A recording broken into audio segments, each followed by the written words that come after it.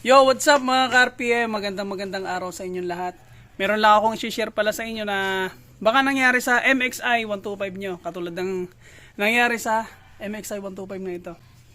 Ang kwento nito mga ka-RPM, ginagamit siya ng may-ari, bigla na lang siyang nag-shutdown. So ngayon, nung hindi na siya mapaandar, tinatry nila na i-push start pa ng i-push start hanggang sa nalobat na yung battery. So ang ginawa ko, pinaltan ko siya ng may charge na battery na malakas ang power. So tinry ko din na i-charge pero i-start pero hindi rin talaga siya nag-start. Tips ko lang bago kayo mag-check ng motor kung bakit hindi nag-i-start, ganito. Una yung gagawin mga ka-RPM ay i-check ang compression kung meron. So mararamdaman nyo naman yan kapag tinatry nyong padyakan. Pangalawa, yung spark plug kung okay. So nung chinek ko naman siya, okay naman siya, may compression. Tapos ito baka mamaya mag-check kayo, hindi ito nakataas, kailangan nakataas yun para yung trigger ng kuryente papunta sa injector ay merong power. So chinek ko na yan mga ka-RPM, pati injector. Nagduda ako kasi yung injector hindi siya nagbibigay ng ayos ng gas. So ang ginawa ko, pinaltan ko siya ng fuel pump filter. Yan, ito mga ka-RPM ang fuel pump filter.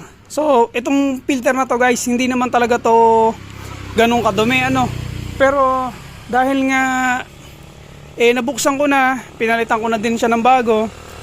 Tapos nung itinry ko siya, so malakas, ginarge ko na ulit yung battery. Okay na yung fuel pump filter. May compression. Merong kuryente ang spark plug. Hindi pa rin siya umaandar. Ang nangyayari lang sa kanya, kapag inon mo siya, tapos tiniray ko yung injector, pag sinipaan mo, bumubuga lang ng kaunting gas. Pero pag sinisilinyaduruan mo na, binibigyan mo siya ng gas, hindi nabuga ng ayos ang injector. So meron pang problema. Ganito ang nangyari. Kaya pala siya hindi umaandar kasi merong naputol na wire.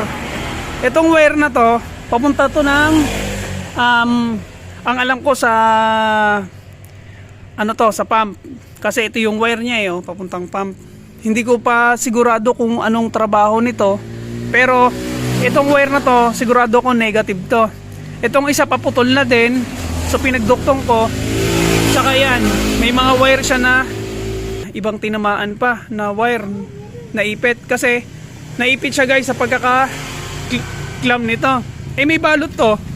Sa katagalan kasi matagal na panahon na rin tong motor na to. Siguro nagagalaw ng pairings, nasasandalan, kaya nagkaputol-putol na.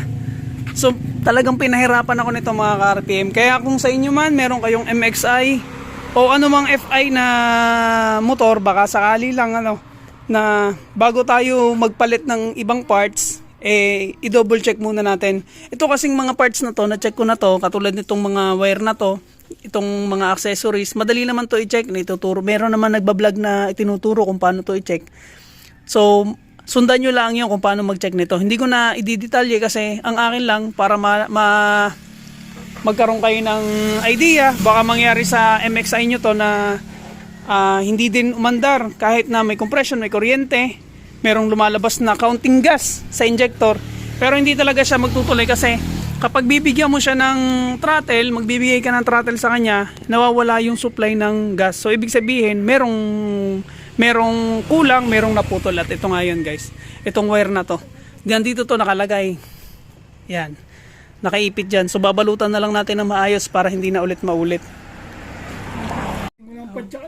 So guys, tingnan natin kung aandar na dun sa ginawa kong wire. Pam, pisilin mo daw preno. Preno, pisilin mo daw.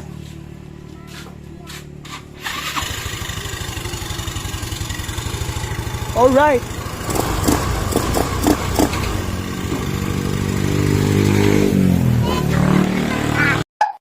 Ako nga pala ulit sa Raya Patch at magkita-kita tayo muli sa susunod ka na video. Sana may natutunan kayo.